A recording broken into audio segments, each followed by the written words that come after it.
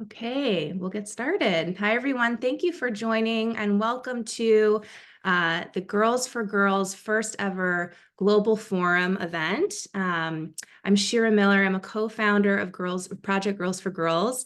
I am speaking to you from Washington, D.C., and I'm really thrilled to introduce our moderator and our speakers for our incredible panel discussion today. If you're new to Girls for Girls, welcome. Girls for Girls is a global platform for helping to build the pipeline of women in leadership across the globe. And we do that by supporting young women through mentorship and training and learning opportunities. And we have chapters all over the globe on every continent. And we're thrilled to be kicking off this new series. We're planning to do at least once a quarter these conversations that we call our Global Forum events, which will be bringing together leaders from across the globe to have conversations about topics that are important to our members. So we're thrilled that you're here. If you're part of the Girls for Girls Network already, welcome. So excited to have you and to be beginning this new conversation together. I'm going to hand this over to our moderator today, Morgan Johnson, who is our incredible chapter leader in the US and has been a partner to me in all things Girls for Girls over the last almost 7 years now. Can't believe it's been that long, but it's been quite a while. And she is an incredible leader who is going to be leading our conversation today. So Morgan, I'll hand it over to you. Thank you so much, Shira, and it's been such a pleasure working with G4G over the last few years. It's been a learning experience for me and a great place of community, and I'm really excited to, bring this conversation to our global community. It's such an important conversation that we're having this morning.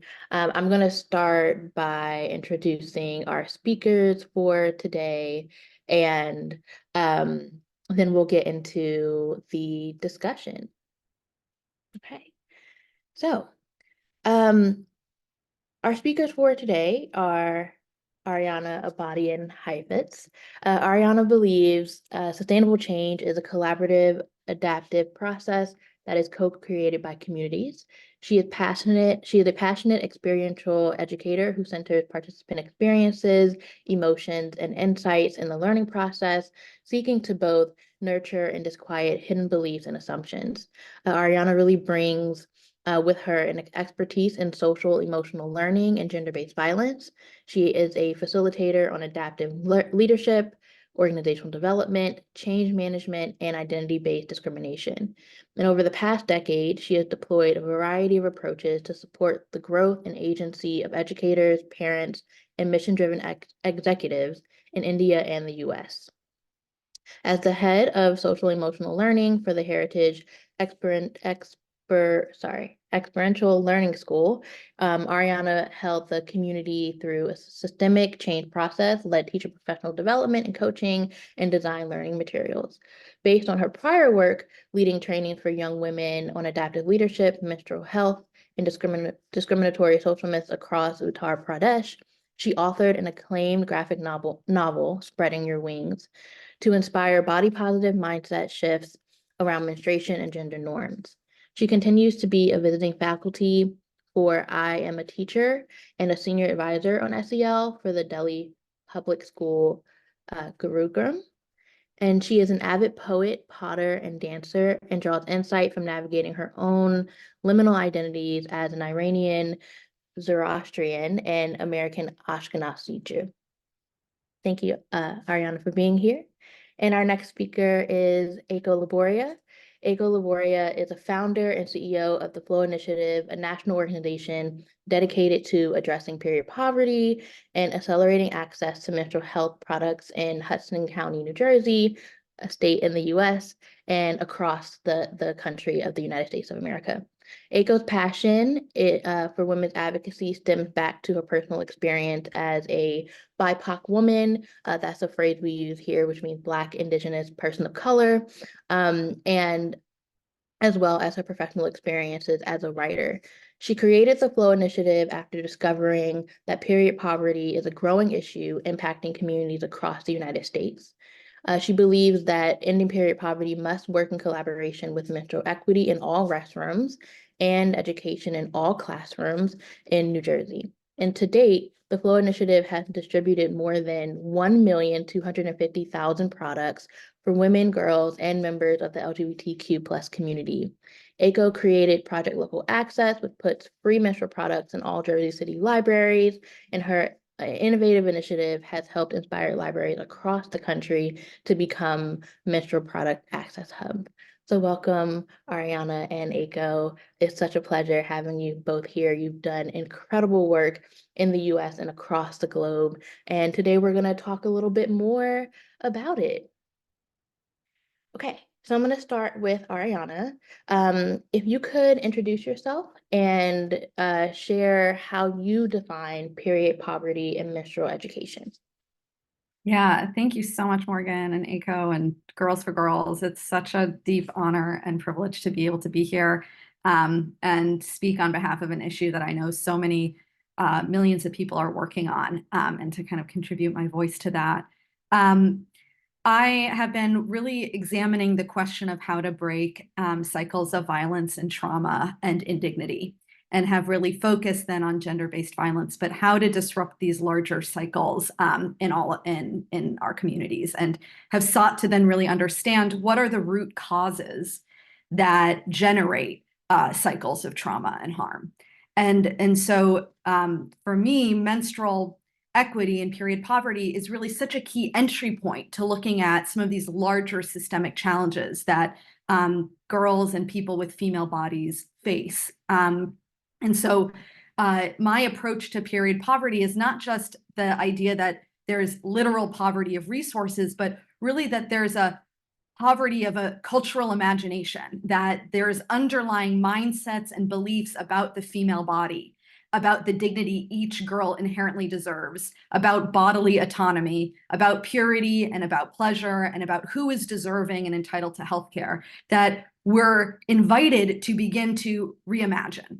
And so in order to address period poverty, in my mind, it becomes so important to focus on the underlying beliefs and mindsets that contribute to a culture in which people don't have access to these basic resources, but also don't learn about these ways in which their body works without kind of a veil of shame. How do we learn about this in a way that actually encourages a sense of pride, dignity, self-love, care to our own bodies, to ourselves, to honor that of all of our children. And so my focus tends to be really on that underlying root causes behind the lack of resources and education, and kind of calls for a cultural renewal approach. And that really goes into then in my sense of menstrual equity, which is to me about really understanding the underlying context of people's lives, and then co-creating support systems that truly meet the multifaceted challenges that girls and female-bodied persons have, and their specific needs. So in the work that I've done around Spreading Your Wings is really a book speaking to the specific context that rural communities face in northern India, where they may not have trash cans, they may not have certain access to resources. They may be in intergenerational households. How do you then serve those communities, those girls that really honor their intergenerational wisdom, honor the communities and the lifestyles that they're part of, and provide then equity that's different, that's going to look different than what it does in other communities, but really speaks to their needs in their context and instills a sense of dignity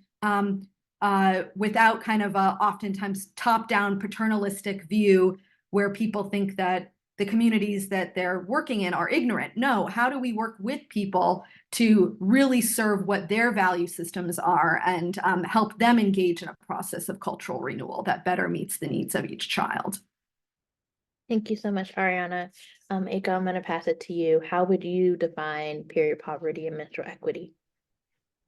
So thank you so much, Morgan, Shira. It's so wonderful to share space with you, Ariana, and to all the girls tuning in across the world. Thank you so much for being here with us for this important conversation. I would define period poverty as a lack of access, consistent access to menstrual products. And this is something that is chronic, right? It's every month we're having this issue. You can't afford to buy these products. In all likelihood, you can't afford to put food in your table, because we know at the Flow Initiative that food insecurity and menstrual insecurity go hand in hand. So this is all about poverty, which is something that affects millions of girls, women in the US and around the world, right? We know that there's a lack of, acknowledgement that this is a natural biological function and that there is a need to manage it and maintain it every month. Um, menstrual equity speaks to a lack of products in any bathroom, regardless of your socioeconomic status and regardless of if you can afford or not afford. I often say that the richest woman in the world has gone into a bathroom at one point in her life, gotten her period, and not had access to a menstrual product. That is a lack of menstrual equity. So menstrual equity speaks to the fact that we should have in bathrooms everything that we need to manage our menstruation. So that is the sort of the foundation, or of period poverty and menstrual equity. If we go beyond that and go really exploring and really listening to the needs of girls, women, menstruating people, you may hear me say menstruating people because there are people that get their periods but don't always identify themselves as a girl. These are people, we help anyone that gets their period and we do not judge them. It's a matter of just helping menstruation be managed. And so one of the things that we want to make sure with period poverty is that there's also education about menstruation. We think that just because you're a girl and you have your period, that your mother will have spoken to you about it, your grandmother, your aunt, somebody in your family would have taken the time to tell you what's happening. We know that that's not true.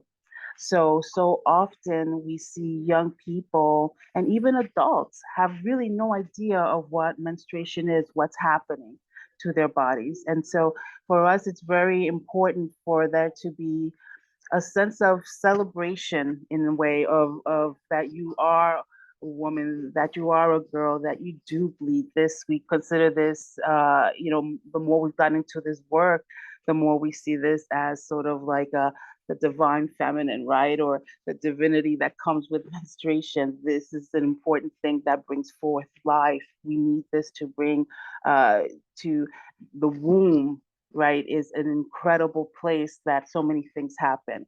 And so we really we instill that there should be no shame or stigma associated with your womb, with this within our bodies. And we also really want to make sure that through menstrual equity, making more access readily available, that we understand that it's not just based on donations, that there should be policy change across the world, because we don't believe that menstruation should be reliant on donations. So we don't think that why should it only be if someone donates products that you can manage your period? No, we think that there should be policies in place, which is why we lobbied very hard. We passed a law in New Jersey to have free menstrual products in schools, to keep students in schools. So that all goes together in what we do and push forward. Thank you. Thank you. And now that we've set the stage, we've defined period poverty, menstrual equity, and menstrual education, I want to invite the audience to tell us about themselves. I'm going to launch a poll before we get into our discussion, just so the audience can let us know where they're coming from and how much they know about period poverty and menstrual education. All right, so our first question is, what continent are you zooming in from? Please take the time to answer. Are you coming from Africa, Europe, Asia, South America, Australia? And please feel free to drop your country in the chat if you like to. Just gonna give it a couple of more seconds.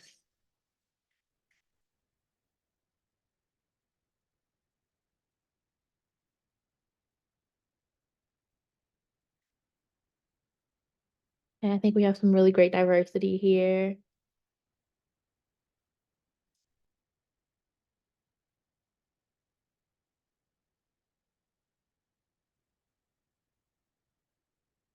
I'm gonna go ahead and end the poll. Again, feel free to drop in the chat what country you're zooming in from. But it's so great to see that we have such geographical diversity on this call this morning. I'm gonna share the results. So G4G is a global network, and we are so proud to have so many folks joining us from all over the world today. And get to know each other in the chat. Again, drop your country there. We're going to be talking about period poverty and menstrual education in a global context. So I'm really excited that there's so much diversity here today.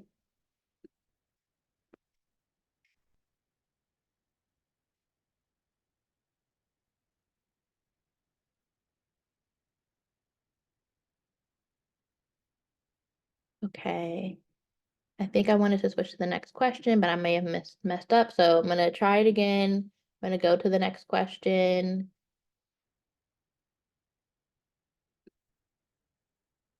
If you already answered, could you please answer again the second question? Thank you so much. I'm having a little technical difficulty. I will go through the second question. I didn't realize they were coming up at the same time. So on a scale of 1 to 5, how knowledgeable do you feel about the state of period poverty and menstrual equity in your country? Okay, I'm seeing the answers slowly come in. People feel pretty neutral about it. Maybe there's some more that they need to learn.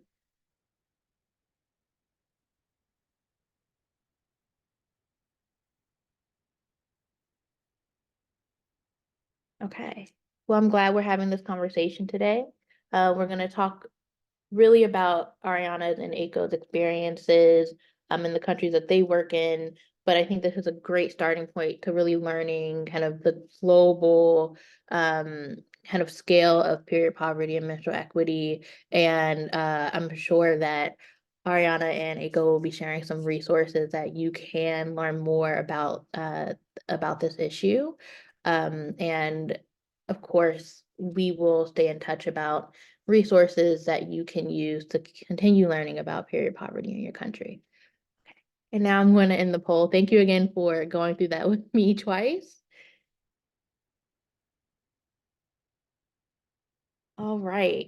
And if you have any questions as we go along, please drop them in the question and answer box. You should have access to that on the footer of your Zoom screen.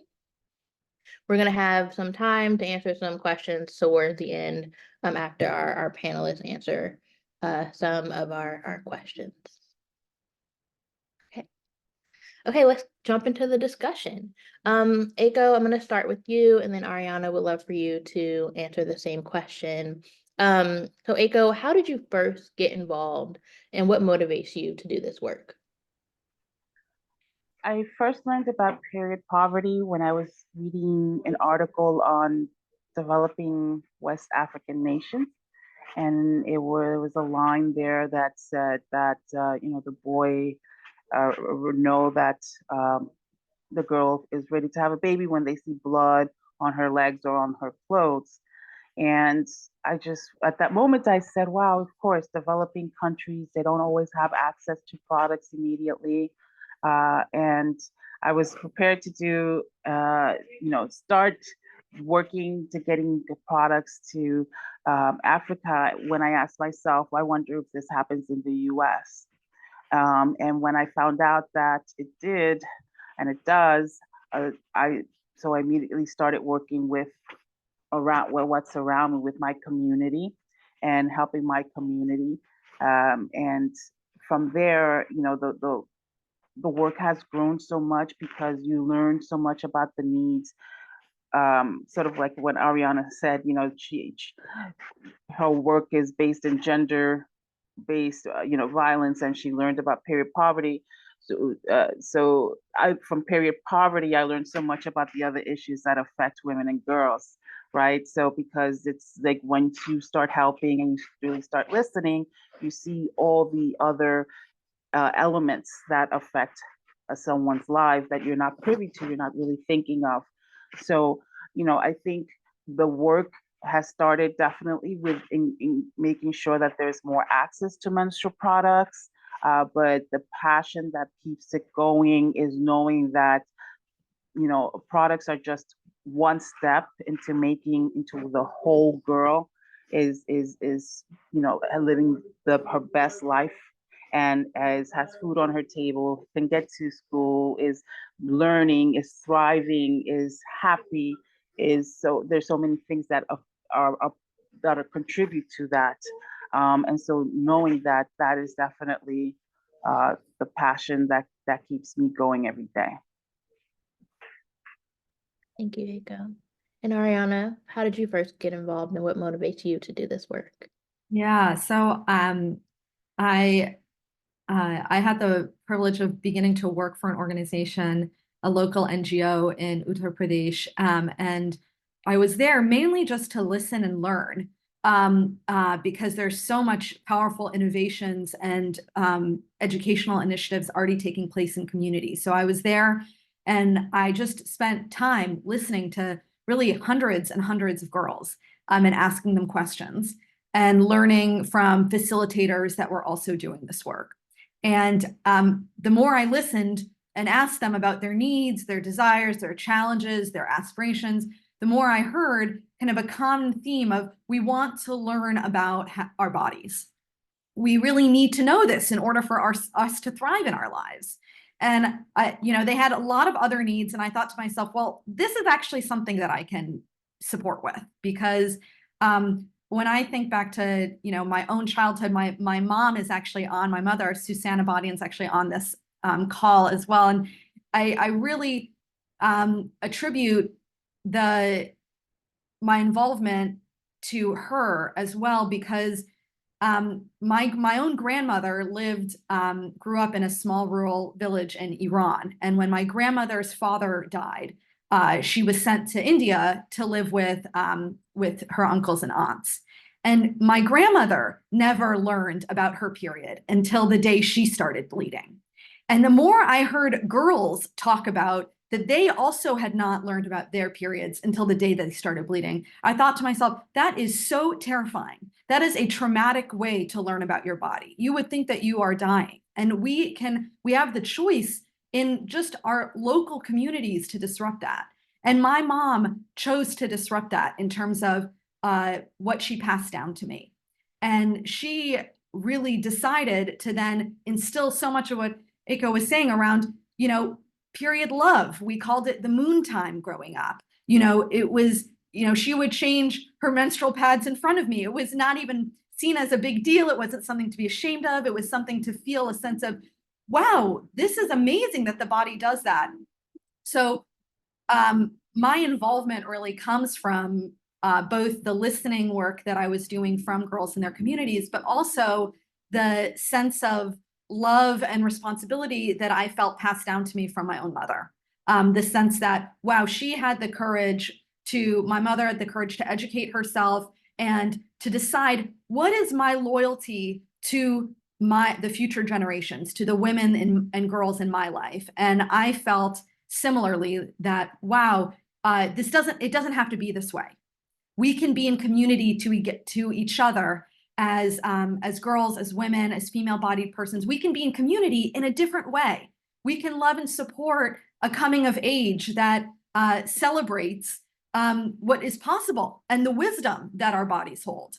And that really is what continues to motivate me to do the work is, when I began talking about the body this way, seeing the light turn on in girls' eyes where they all of a sudden not only had information, but no longer felt ashamed, no longer felt disgusted, no longer felt impure, but thought, wow, my body is like, you know, I would use metaphors, just like we prepare when a guest arrives, new food and bedding for a guest, our uteruses have incredible wisdom to every month prepare the food and bedding and space for the potential arrival of a guest. And when the guest doesn't arrive, that gets shed in case of a new arrival the next month. Just as we wouldn't keep old food for a guest that doesn't arrive, you would want to cook them a new meal, a fresh meal. And so in that way, our bodies, the menstrual blood, the uterine lining, that can't possibly be impure because it's really what is the nourishment to this potential guest that could arrive.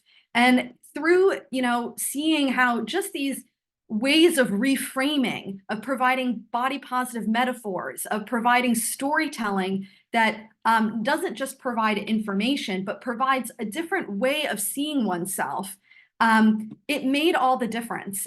And it also, you know, engaging boys and men in these conversations, to engaging older women across generational, the healing that becomes possible when we include grandmothers and mothers, you know, and then I felt when I went home and have sat with my mother and grandmother all together and listening and asking my grandmother, Mime is what I call her. It's Farsi for mother. I say, Mime, tell me about what it was like to get your period. And what do you think about your body? And creating a space where dialogue is now possible that was never possible before.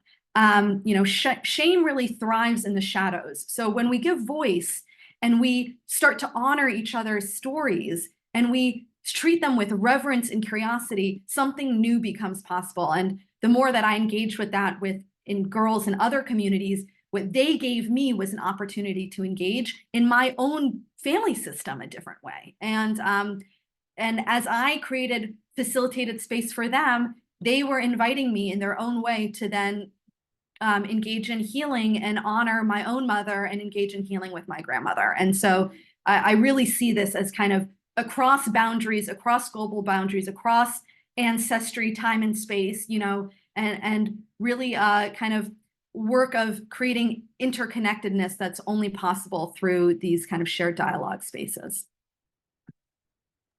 Amazing. Thank you both so much for sharing what really motivates you to do this work and to stay in this work. And I'm hearing themes of community and unveiling shame and making women and girls and people who menstruate proud of their bodies and, you know, cross-generational education and bringing in boys and men. And I think the theme that's running through is that this is really community work. And if we don't share our stories, we don't talk to each other about the help that we need, you know, little will get done. And I think that is, you know, a theory of change at Project Girls for Girls. And it's a through line that we see through all gender equity issues, that we really do need to lift the shame and have the conversation and share our stories and create comfortable space for one another so that we can learn about our bodies and feel healthy. And so thank you so much for sharing, you know, what motivates you and bring you to this work. Okay, our next question. What has surprised you in the work that you've done in the communities that you work in? And I'm gonna pass it to Eiko to start. Thank you. And just a brief quip on what we're just discussing. To me, you know, when having this forum right now and being able to speak with young people about their menstrual cycle, it puts them light years ahead of so many other girls around the world that don't have this opportunity, and light years ahead of so many people before them. Because I'll tell you, one of the saddest things for me is when I'm speaking to a room full of adult women who have spent an entire lifetime not having any idea about what's happening to their body and not having that confidence to know or to ask questions or to really be mindful of their womb.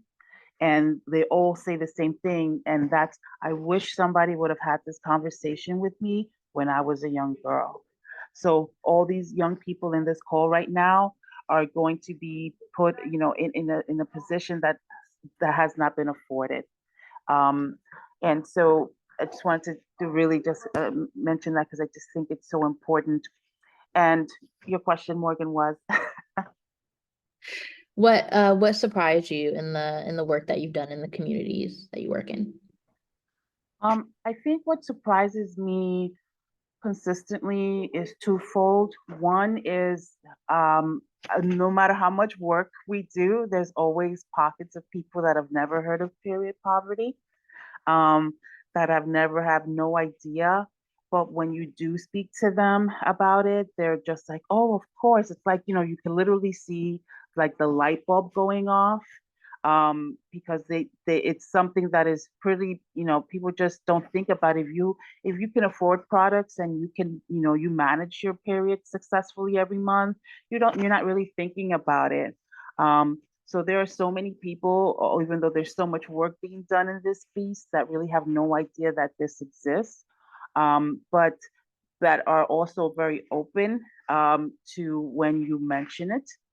And I think, and something else that surprises me is how when you engage boys and men, they tend to become, very quick allies because they don't get their periods, but they often say, "Oh, of course, I have a mom, I have a sister, or I have a wife."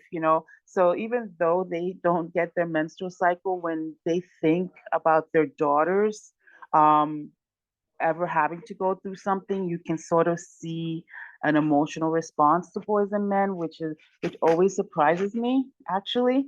And they really are really gung ho. What can I do? They stay. Um, they really want to be involved. And I think the last thing that surprises me about this is that, this is something that's menstruation has been something that's been around since the beginning of time, and yet there's so much of it, and the way we manage it, the way we talk about it, that is still so archaic. And just when I think of how people have to manage their menstrual cycle around the world or not at all, I just see the lack of advancement. I mean, in this very simple space. And I just learned that it was until August 2023 that menstrual product companies started testing pads with actual blood. So when you would see these blue liquids in commercials, it wasn't because they didn't want to show red or show blood. It's because that's how they were actually testing them. They weren't testing it on people, women, girls that are bleeding.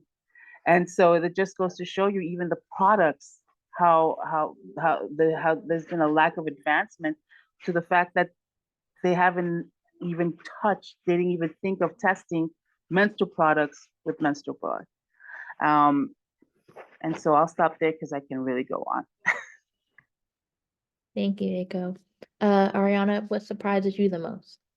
Yeah, I think kind of two things. One is, and they're interconnected. I was initially really surprised by what is often called like myths around periods. In the communities I worked in, there were a bunch of different types of myths around, if you touch a pad with blood, you will get an infection, or you can't take a bath when you have your period.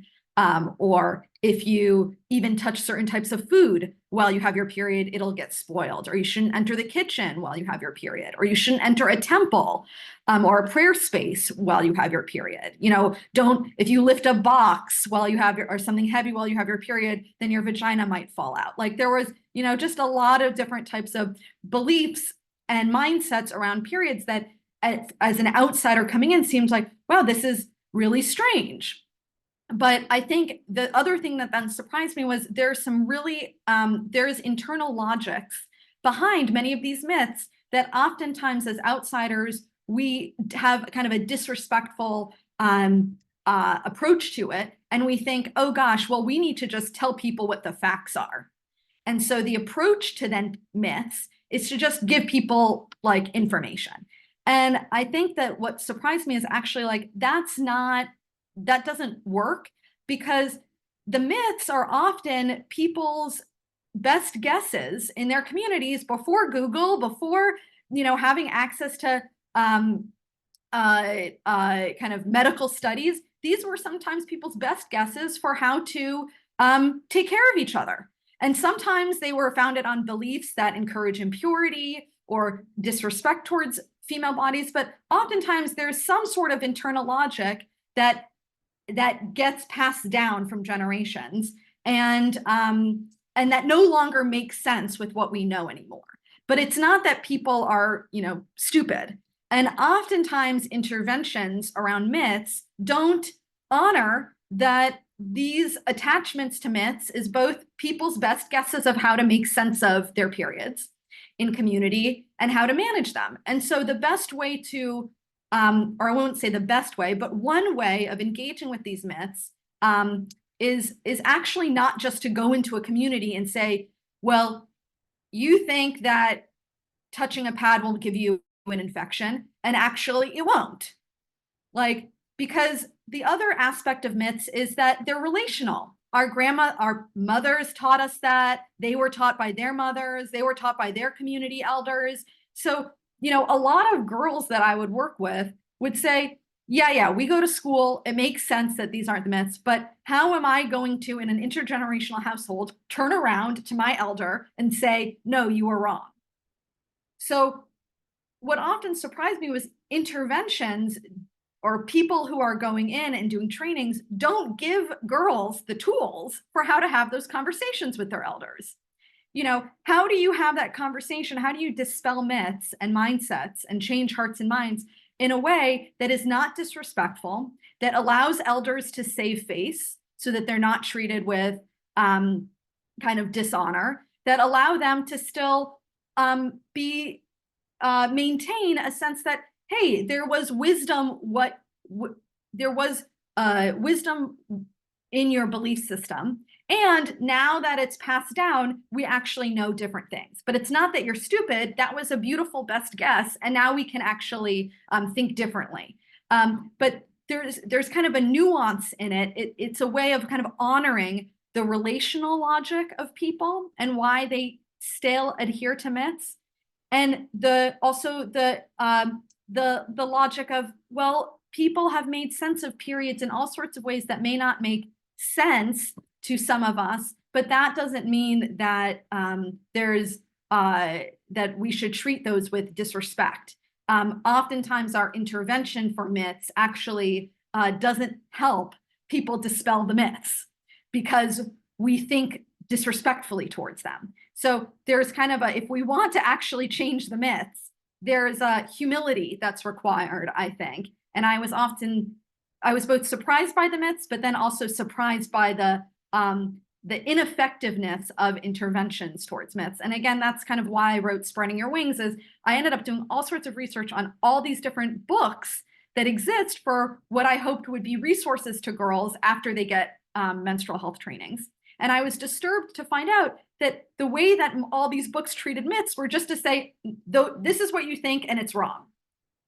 Okay, well, that's not really helpful. Where may have it, why might people believe that myth? Where might it have come from?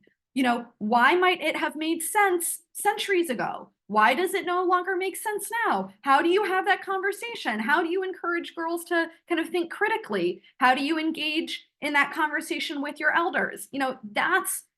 Those are more complex questions, and it takes more time to dispel them, but it's actually what will be more effective in engaging people in the dialogue to then generate healthier practices. And I could go on similar to, I could, go on, and I'll stop there. But really the whole 4th chapter of the graphic novel goes through every single myth and talks about where it might have come from, why it may not be relevant anymore, and how we can think about it differently. But it really takes the time to do that. And it's been surprising that not more people do that, actually, and that there's a little bit of a dishonoring of the relational aspect of how we pass down information.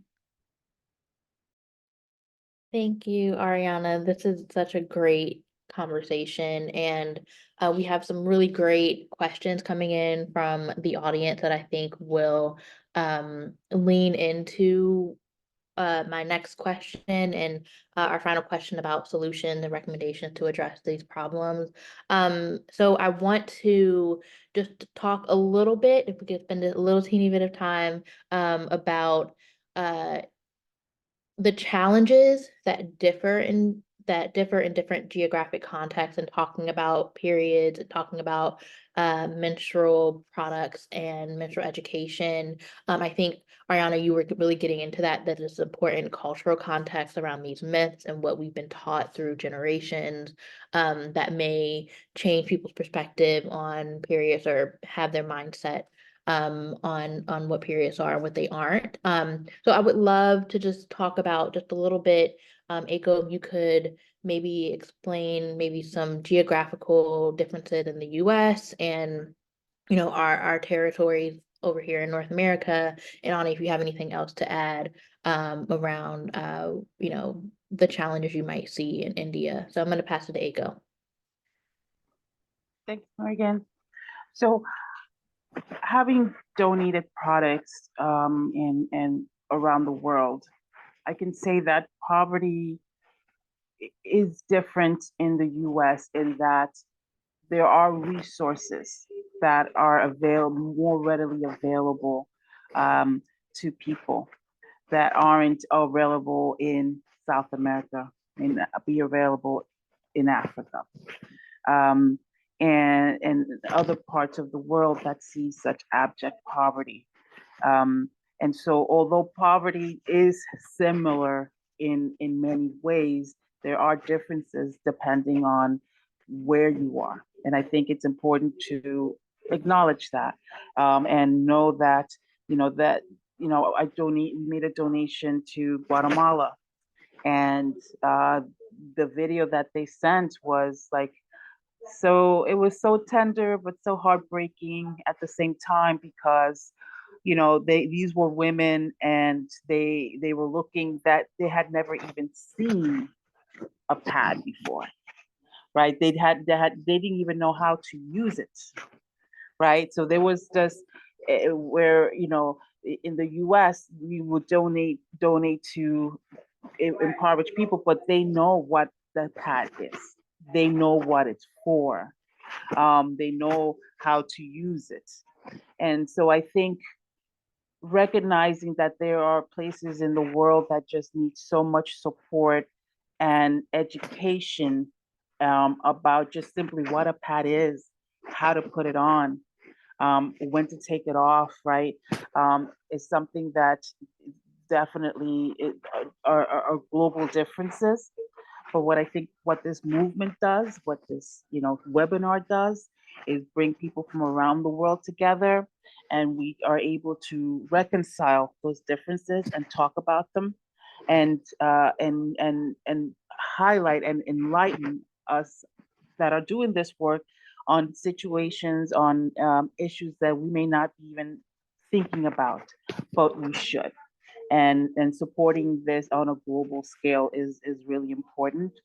And lastly, I would say, we worked on Project Local Assets, Morgan. Is something that I'm very passionate about. If there are any folks on the call that would like to learn more about how to have create menstrual hubs in their community, I'm open door, happy to speak to anyone or help anyone that has an idea that wants to lift it off and would like to know, hey, can I get some help starting? I just will let you know I'm here, and you can reach out to Girls for Girls and put us together in contact, and we'll get it going. And thank you again, Morgan and Shira, for the invitation. Thank you, Eiko. Ani, is there anything you want to add about the cultural context, the challenges you might see in India that may differ from other places? Just really quickly, one is oftentimes we think disposable products are going to be the best products, especially from the West. I think we're doing more and more around menstrual cups in the West or reusable. But, again, spreading your wings in the back of the book has 4 different patterns and instructions for how you can sew your own menstrual pads for 4 different styles of cloth menstrual pads. How do we provide, say, actually, spending money every month on pads may not make sense for a lot of, especially communities that don't have trash bags, don't have easy disposable systems, they don't want to create more waste. Then actually sewing pads makes more sense. And how do you gather communities together to do that together? Then the biggest issue is actually not access. It's not the poverty, it's the shame of cleaning the supplies. Can I, clean it? Will I be able to dry it on a clothes hanger? Actually it'll get disinfected really easily just by hanging it on a clothesline in the sun. So, and the blood itself, if you wash it out, it's not impure to this extreme that, I don't necessarily say, I don't think most girls do this, but you really could use your menstrual blood to fertilize plants. It's full of nitrogen. So like there really isn't, if you were to wash your menstrual pad out and in a bucket and have it go down the drain, there's really no risk involved as long as you it's only when blood is sitting that it can attract bacteria, but the actual touching of the blood, there's nothing dangerous about that. So just giving people some information to help make it a little less scary so that using reusable. Another piece is a lot of times we say, go change your pads in bathrooms. Well, a lot of girls in schools don't have bathrooms in their schools. Or in India, their schools will be locked, their bathrooms will be locked. So, it's important to say, hey, actually, it's important to educate you on your rights. Every girl in India has the legal right to have a bathroom in their school. Okay, so if your bathroom is locked, then you can gather community members together to pick it and say you are entitled to that bathroom. But what happens if you don't succeed? Well, how do you go find other safe places with other girls to go change your products? So, in this way, it's just to say listening is so important. To go in first, don't go in with solutions, go in listening. That is the best place to start if you want to make progress in your communities, is you go in and you ask tons of questions. In the same way the doctor hopefully goes through and takes a history, go in with curiosity, asking questions, taking a history of what are people's mindsets and beliefs? What are the obstacles in people's way? Is it just that they don't have money, or is it that they don't prioritize it? What are the beliefs around it? What are the fears?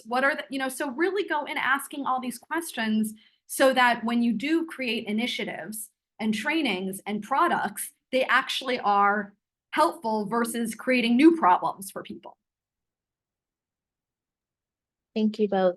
Okay, I'm going to combine some of the questions that the audience asked, and this combination is really about policy. And I think, Anna, you touched on this a little bit about how to approach that. And it's at first listening and knowing the power that the community has, what rights they do have, and empowering them to protect their own rights around that. But if you both can, like at a larger scale, how do you think that community members here, advocates, can really advocate for government policy or community policies that really prioritize menstrual hygiene in communities?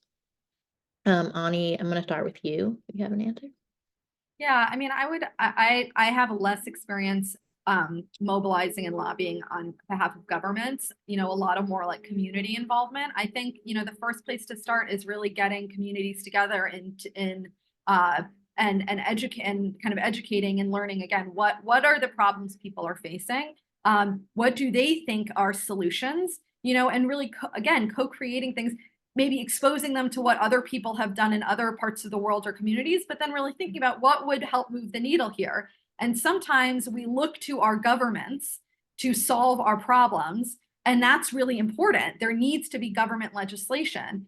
And we also need to vote people in power who will advocate for us. And so it really goes hand in hand, government lobbying with also working locally to change mindsets and beliefs. So my focus has been a little bit more at the local community level. and again, I know we have just a little bit of time, so I'll just say, and I want a disclaimer, I don't make any money from spreading your wings. So any kind of pushing I'm doing with, hey, check out Spreading Your Wings has no personal benefit to me other than hoping that it will be useful to folks. But there is at the back of the book a resource for also how to lead your own trainings, because the idea is how this resource can actually not just be for your own individual education, but empower more and more people to lead their own trainings. So the hope is that we don't need to be experts. We can, through having our hands on resources that we can trust, that are vetted by medical professionals and co-created with communities, we can then lead our own educational processes that then can help us know what we should lobby for when we're asking our governments to better support us. Thank you, Ani. Eiko, do you want to share a little bit about the U.S. context and policy and the advocacy here? I know there's a lot of work going on, and I know that you're very involved in it. Maybe like 2 minutes? Yes. So one of the first things you have to is coalition building. Who in your community believes in what you believe in? That's your ally. Come together. Laws moves very slowly in the US, and I'm pretty sure probably across the globe as well. So while you're building your coalition, think of ways that you can create access in your own community. What does that look like? Oftentimes, the work of people on the ground inspire lawmakers, inspire because they see that, look at what this community is doing. Why aren't we pushing forward for this? So, what I've done is coalition build. Look at who shares what you believe in. Come together, build a coalition, strengthen numbers. Think of ways that you can do what you want the law to do, but do it in a way where you're providing this access on a temporary basis, because you're going to be lobbying elected officials to make this the law. And when you have this group of people, then you're going to be writing letters. Then you're going to be showing up where the lawmakers make their decisions. I know it's not always easy to get to, transportation is being there. But if you can create a letter writing campaign and inundate either their emails or send letters to them, it actually really makes an impact. So, and in the meantime, look around you. What can you do in your community, and start there? Thank you, Eiko. I know there's so many more questions that we did not get to answer, but we're going to share our G4G email address as follow-up for folks who may have questions, and we can connect you, if you all feel comfortable with it, to Ani and Eiko to continue answering some of these questions. But I want to just give our last minute or so to Eiko and Ani. What is one thing that you want to share with this group before we end? Ani, I'll pass to you. I think the most important thing is for folks to realize that period poverty is a symptom of larger issues in our community, that menstrual health is an entry point, but that other negative health outcomes for women and people with female bodies are all interconnected, that a fatal symptom of gender discrimination is the complete neglect of women's health. And so treating infant mortality or maternal mortality or cervical cancer or all of these things as separate is actually, and menstrual processes as separate, is actually doesn't address the root causes. That really, if we want to address some of these pieces, I think a person in the chat wrote this, we need to start with ensuring that girls do not internalize that they are impure, that they do not internalize that their first time they get their periods, that they do not have a traumatic experience, that if girls and women grow up feeling that they are inherently impure and laden with stigma, then they might be set up for a life of devaluing their bodies and neglecting their needs and neglecting advocating for themselves. And so, period rights initiatives would have more long-lasting effects if we focused on dislodging the shame and myths and replacing that with really understanding that, as Eiko so beautifully said, has a reverence and honoring and awe and self-respect and self-dignity of it, not just kind of the technical, medical, biological information. And that really then speaks to initiatives that use the metaphors we use, the language we use, the slang we use, the stories we tell, the using play and art in our initiatives, having girls and women draw pictures of their uteruses and have them with butterflies and stars and moons, like really incorporate play and beauty, and have people sew menstrual pads with fabric that they love, that feels enlivening. We want to ground girls and women in a sense of self-dignity, care, bodily autonomy. And if our initiatives don't have that tone of voice, then we won't be addressing the underlying reasons that keep girls out of school or keep them from being fully honored in their humanity. So it is so important that we don't just treat this like a technical issue of providing resources, information, but really focus on how to provide those things, but with this underlying framing of self-dignity and bodily care. Thank you. Eiko, last words. Ditto to everything Ariana just said. And I leave you with this: wherever you are in the world, I want you to know that you are powerful. You have the wind at your back. You can accomplish whatever you seek to do. You are divine. You have the power within you to make change. I know oftentimes in any type of work that comes out that is about community, you can feel like things aren't moving. You can feel sad. You can feel that, how do things change? But I just want to leave you with the encouragement to know that if you're here right now, you've already taken a major step to accomplish that of which you envision. If you can see it here, you can do it. And I send you all the love, all the positive vibes, and all the strength to accomplish your goals. I know you're going to do it. You're going to make it. And I love you. And if you have any questions or any concerns, feel free to reach out. Morgan will put us in touch. Oh. Likewise, if I can just say likewise, and just like really just so moved by everyone's presence here, and likewise, please don't hesitate to stay connected. Thank you both so much. This was such an incredible conversation. I am so inspired by both of you and all the work that you do. And I'm speechless. So I just want to say thank you both so much for having this conversation. It's so important that we continue to talk about periods and our menstrual processes and education. And so with that being said, for all those who attended, we will follow up on how you can connect with Eiko and Ani. If you have any other questions, we will be sure to get them answered for you in the best way that we possibly can. Again, thank you so much for joining us for our first G4G Global Forum conversation of the year. We hope to have many more.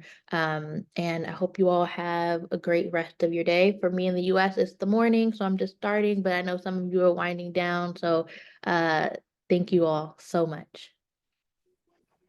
Bye.